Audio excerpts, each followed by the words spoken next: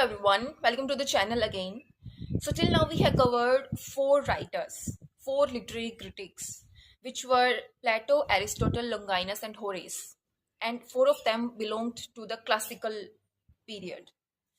And after that Roman Empire collapsed. Then Europe entered medieval period. And in that we did not see any systemized or any rigorous literary criticism. So it doesn't mean that people were not writing. People were writing drama and plays and all things that are there, but there were no sign of any serious writings.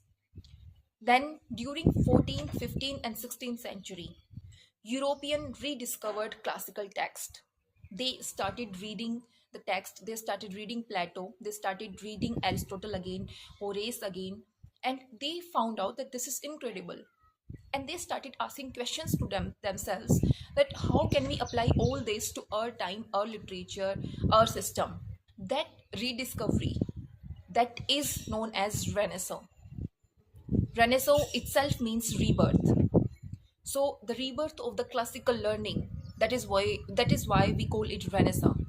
And the first critique which we study during Renaissance is Philip Sidney, who was born in 1554 in England.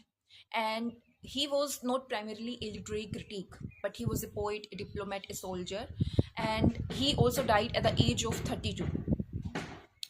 And he was seriously wounded in a battle, and he is even celebrated even after the death, because he offered, it is reportedly the story that he offered his water during the battle to a soldier, saying that your need is greater than mine. So he is celebrated over this context as well. But for criticism perspective, what is important for us is that what did he write. He wrote an apology for poetry, which is also known as the Defense of Poesy, which was written in 1580 and published in 1595. And we must know about one fact as well, that why did he write it. So 1 year before, Stephen Gosson was a person who wrote The School of Abuse. And this person, Stephen Gosson, he took all the ideas, all the arguments that Plato made, that Plato encountered. And he took these arguments and said that poetry is full of lies, it is just imitation, it is dangerous, it is feeding emotions dangerously. Just imagine 1500 years later, still there is a person who is taking all the ideas of Plato and trying to apply and trying to sell out. At that response, Sidney wrote an apology for poetry in 1580. So, in one sense, we can say that it is a direct conversation with Plato's argument. Why? Because Stephen Gosson took all the ideas of Plato and just propagated it. So, we can say that Sidney is having the direct conversation with Plato as well. Now, here is the twist. Sidney has read all the things that Plato had said about poetry, Aristotle had said, and Horace, Longinus, everyone which were belonging at the classical period, to the classical period, all of them were saying whatever. Philip Sidney had read each and everything.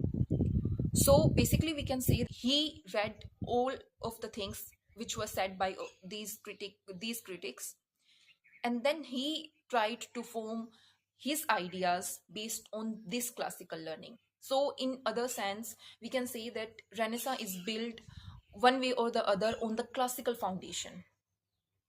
That is how we are connecting the thread from classical to the Renaissance. Now it is important for us to know that what is actually written in the apology for poetry, in an apology of poetry, which was written by Philip Sidney. He is considering poets as a maker. The word poetess itself means creator. So he says the main argument which he is putting here is that poet is a creator. He is creating the life, he is creating the world, which is an ideal world. And which is important for us to know that there is this type of world as well, which we can elevate ourselves and then we can be one of them.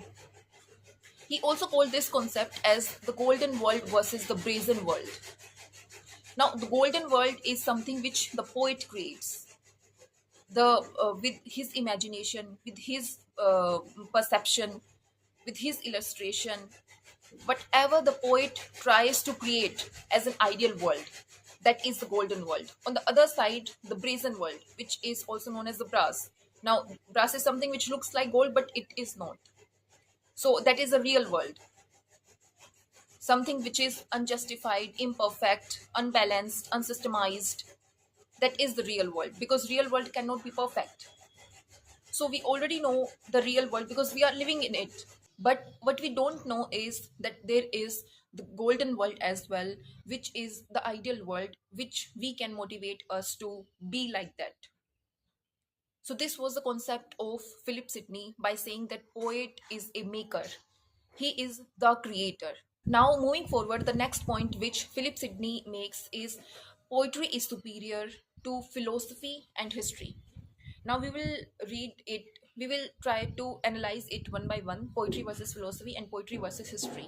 What does it try to convey through that? Poetry versus philosophy. Now, in philosophy, he tries to explain that philosophy is only directing towards the mind. Now, what does philosophy does? What is actually happening in the world? The rules, the laws, the principles, what actually is. That is philosophy, right? So it is the real world which we are living right now. On the other side, poetry is something which makes us think that what it could be. The poet who tries to use the imagination, use his illustration power to create the ideal world. That is poetry. So, in Sydney's eyes, poetry is superior to philosophy. On the other side, if we take poetry versus history, so history is the record, history is the context of the real thing, real facts, real incidents that happened. We can't change it. History talks about all the things that has happened, but poetry is something which tells us, which says to us that this is the future which we can build, no matter what the past we had suffered from, no matter what the past we have lived till now. That is the difference between poetry and history according to the Philip Sidney. So according to him, he justifies that poetry is superior to both philosophy and history at the same time, because poetry moves people to virtue. Poetry moves people to take the steps which can help them be dignified. So the other point which is also stated by Philip Sidney is the main aim of poetry is to move people to be virtuous. That is the main aim of poetry. Now, why does it do so? How does it help people to be virtuous? He says that philosophy or history, whatever is there, it is written in the form, it is directed to the mind only, okay? But poetry is directed to the mind and the heart at the same time. And when something is directed towards the mind and the heart at the same time, then it makes people want to be one of them, it makes people to be one of them, it moves people, it inspires people. So according to him, poetry is something which makes human improve themselves, and which makes human move forward in their life and have growth and be virtuous and be courageous. It is not like the written form which we see. Moving forward, we talked about that how he was counter attacking the things that were said by Plato. Now, Plato put forward the three ideas that poetry is like an imitation, and poetry should be bent out of from the society, and it feeds dangerous emotions.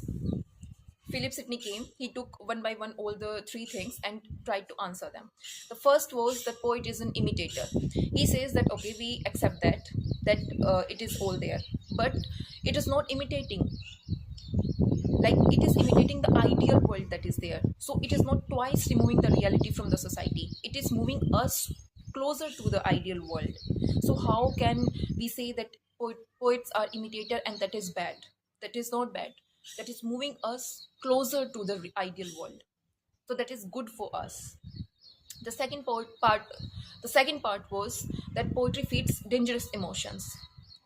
On that, Philip Sidney says that poetry, by reading poetry, actually it makes people think that the right, the virtuous people get rewarded and the wise people gets punished. So it is making people feel that what do we actually need to do, what is the right step, what is the bad step. So it is not feeding dangerous emotions, actually it is giving us the willpower to know and decide that what actually is right or wrong. The third point was that the poet should be banished out from the society. So, to which he says that Plato himself did not realize that he wrote he wrote the Republic in such a way that it is the most worst, it is written in the most worst way. He has used the metaphors, the systemized manner, the verse in such a way that the poets can use these things. So, in some way, we can say that Plato was not against the poetry. He was against the bad poetry. He was trying to encourage the good poetry. So he himself, Philip Sidney himself, recognized Plato as the divine Plato, saying that he himself is the poet unknowingly. So, what was the contribution of Philip Sidney in all of this? Because till now we have studied that he was either replying to some things, he was either giving illustrations of some things, but what was his own contribution? So, he introduced three kinds of poetry or three kinds of poets, which is religious, philosophy and scientific, and imaginative. Religious is something which talks about God and sacred things that is there. He says that if someone writes this, that is the highest kind of poetry, highest human kind of poetry. Then moving forward, philosophical and scientific verse, he says that if someone writes it, that is the form but not its in true essence. The third is imaginative, that if someone tries to write through the imagination, then according to the Philip Sidney's eyes, that is the highest form of writing. Not the highest form of writing in similar to the religious poetry, but something which only a poet can do, to imagine and to write and to make people feel that what exactly he is thinking and imagining. That is the true form of poetry, according to the Philip Sidney.